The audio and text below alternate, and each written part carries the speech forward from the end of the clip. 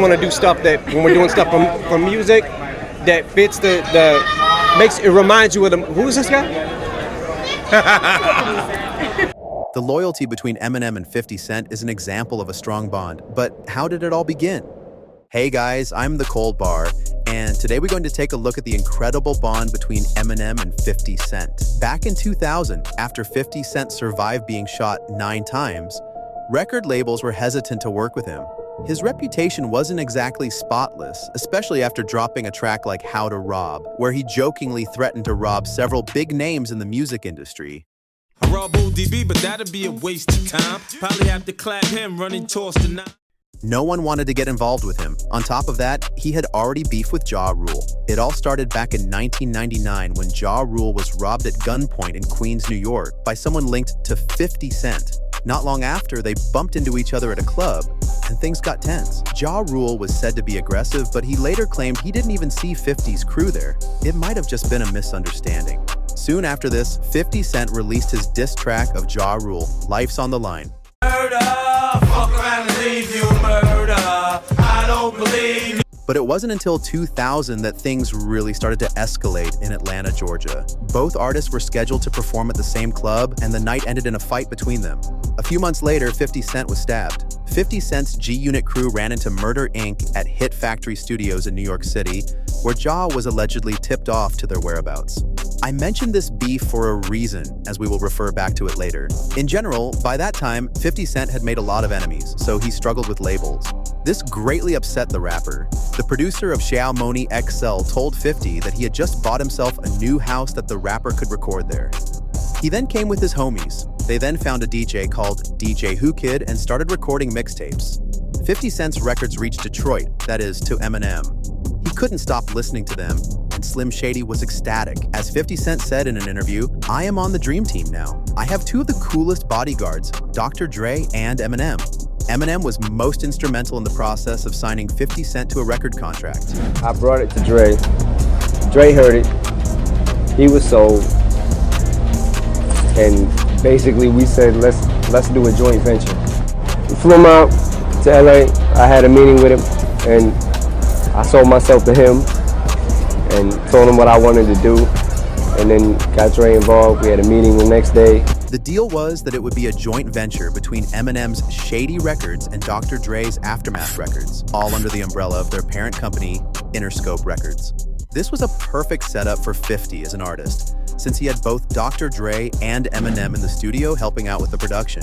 In 2002, they dropped a track called Rap Game for the movie 8 Mile. I ain't digging no hole for this rap game. Man, I'm telling you, no, it ain't happening. In 2003, the historic album Get Rich or Die Tryin' was released.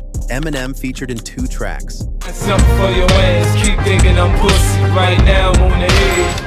So don't push me. I ain't patiently waiting to make it through all the hating, debating whether or not you can even weather the storm. In the song Patiently Waiting, 50 Cent called Marshall his favorite white boy. Eminem also took part in the legendary Indie Club music video, and in turn, 50 Cent mentioned his friend in the song. now that I roll with Dre, everybody show me love. When you select Eminem, you get plenty of groupie love. Right here is Eminem's move, man, but I'ma hold on to this one. I'ma keep this one. He got a few of them. Let me just say something right quick. Every year, you don't get to keep these when you go backstage. They exchange them and everything, but I'm telling you, 50 is the only person that I've ever seen that's got to keep a move, man. They started performing together, and that helped their friendship grow even stronger.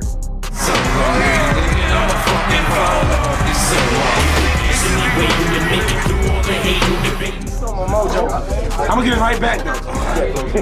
Just give it back right now. Okay. Give me one. At that time, the feud between Ja Rule and 50 Cent was in full swing. Ja soon found himself facing a new rival, Eminem. He was angry that Eminem had signed a deal with 50 Cent, so he responded with a diss track that mentioned Eminem's daughter, which made the situation even more personal.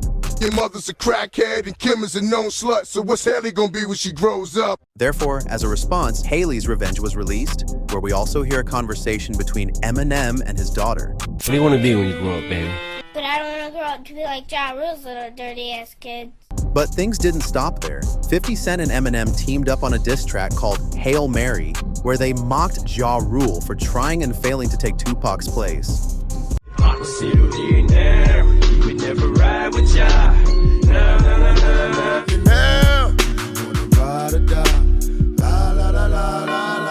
In 2006, these friends released what was perhaps their main joint hit called You Don't Know. No, you're acting like it's down now. You know, but you're acting like it's down. You know, it feels like that whenever we see each other again. You know what I'm saying? If we don't see each other for 3 months, and then, you know, then we do see each other, it's like the same. From 2002 to 2008, Eminem struggled greatly from his drug addiction. Ow! Ow! Ow! Damn. Hear me, man. You're not fucking hearing me. Don't fuck with the fucking witch, man. Don't fuck with the fucking witch. In 2006, M's health took a serious downturn, especially after the loss of his close friend, Proof. Marshall later admitted that it gave him a reason to get high again. There were days when he would just lie in bed and cry. Around that time, he also gained a lot of weight. At this time, he weighed 230 pounds at 5'8". Check out just how high Eminem was in an interview where 50 Cent took part. Em, this is for you. You ready? Yeah. Now, shorty, she in the club. She dancing for dollars. She got a thing for the Gucci, the Fendi, the Prada. 50 Cent had to save the interview. I actually need him to make my music. So he'd be. Me and 50 have 3 songs together. There's 3 songs together, and we have, like, we're all over the album. All over it. But which means you need it. So is. In one of the recent interviews, Eminem said the following: I remember things started getting really, really bad when me, 50, and G-Unit did BET's 106th and Park. We performed You Don't Know on the show, and then we did an interview afterward. That's when the wheels started coming off. One of the hosts was talking to me, and I could not understand a word she was saying. 50 had to cover for me and answer every question. Back to the addiction problem. One of the doctors he knew prescribed him a different kind of pill. Just one would lift his mood for the entire day. After the kids went to sleep, he'd take one. But that wasn't enough for M, so he took another. And even then, it still didn't feel like enough. Half an hour later, he felt sick, but managed to get to the bathroom, where he dialed an ambulance while lying on the floor. The doctors who arrived diagnosed him with an overdose of methadone. If I got to the hospital about 2 hours later, I would have died. Just a week after leaving the hospital, he started using drugs again. He couldn't sleep without them. A month after the overdose, doctors warned that he was likely to relapse and that it could be fatal. During that terrible month, he woke up every morning thinking that his time was running out. I around my house and thinking every single day, like, I'm gonna fucking die. After Eminem finished rehab, he released the album Relapse, which featured 50 Cent in a collaborative song titled Crack a Bottle. So crack a bottle, let your body waddle. Don't act like a snobby model, you just hit the ladder. According to 50 Cent, Eminem planned to drop Relapse too, but changed his mind. Look at it and you go, creatively what he's deciding to put out. Like, we had a whole nother album when he did Relapse. He didn't like the response, so he didn't even put out the whole Relapse too. Damn. One of the songs that could have been on this album is called Is This Love? Go to hell, R-U-N-T-E-L-L. I'm coming, straight dumbing with my gunning. And in 2012, yet another combo of these two was released. I put my blood, my sweat, and my tears in this shit. So I'm cutting up, you're gonna end up broad breading. You ever better dog is. Hip-hop is black music. Unfortunately, for some people, it's tough to accept that you got a white artist that does it better than black artists. Also, to quote what 50 Cent said about how important Eminem is to hip-hop culture, he said, I think Eminem is more important to hip-hop than people actually credit him for. Eminem knows how to properly cheer up 50 Cent. That same year, 50 was hospitalized due to food poisoning he got after eating a burger. He felt terrible. Here's what 50 Cent said, recalling Eminem's call. I'm in a dead serious moment, like damn, I don't believe this is happening right now. Eminem goes, yo, Fifth, if you were shot 9 times, if you die over a burger, this ain't gonna go right. People ain't gonna be feeling this. He's a guy that, one of my best friends, because I can trust that he's gonna be honest with his constructive criticism when it's time to listen to the music before it goes out. Then in 2015, 50 Cent and Eminem turned down See You Again.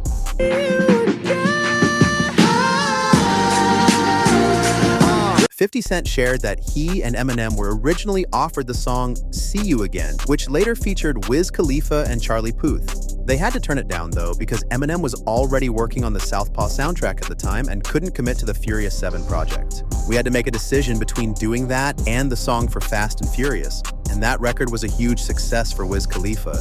"We decided to do Southpaw because he was invested in the project," 50 Cent said, after Eminem's diss on Trump.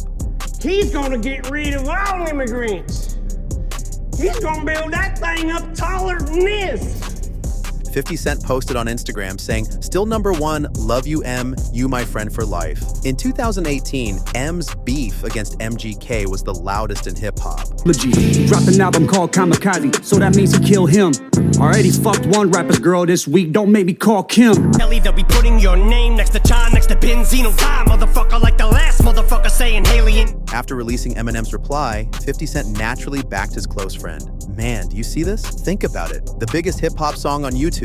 Now everybody got to take an L because of MGK. What the fuck? We didn't have anything to do with this shit. Damn, how many times y'all was playing that? Get the strap, wrote 50 on Instagram. If anybody's thinking of doing that type of competition with Eminem, they should stop right away because it's not gonna turn out good. No. In 2019, the guys released the track together with Ed Sheeran. My time to call it a day. I wanna crack on and I wanna be paid, but it's about time. In 2020, Eminem supported rapper 50 Cent on the Hollywood Walk of Fame star ceremony, where he gave an emotional speech. And he's also helped me through a lot of hard times in my own life, and he's always been there when I need him. So 50, congrats on your star, man. Hollywood is making official what I knew from the beginning and Dre knew from the beginning. Thank you. In an interview, 50 Cent talked about a funny chat with Eminem.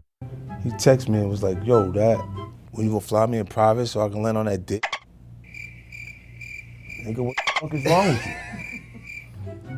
That you said a line of you're supposed to say it made it sound cool, right? And he said, "Oh, so here's some other shit, huh?" But he stopped doing what he's doing to do that. Right.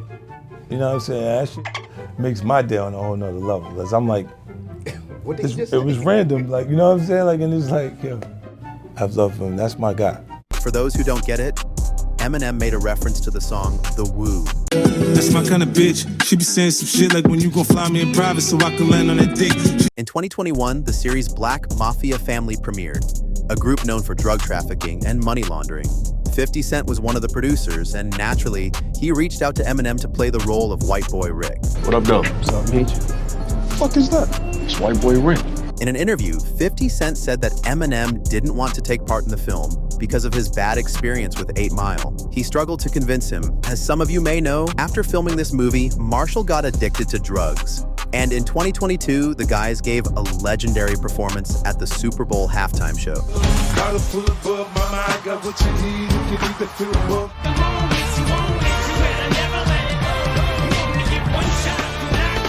This performance caused a lot of controversy after Snoop Dogg went on Drink Champs. I hit the homie, the big homie Jay-Z, right?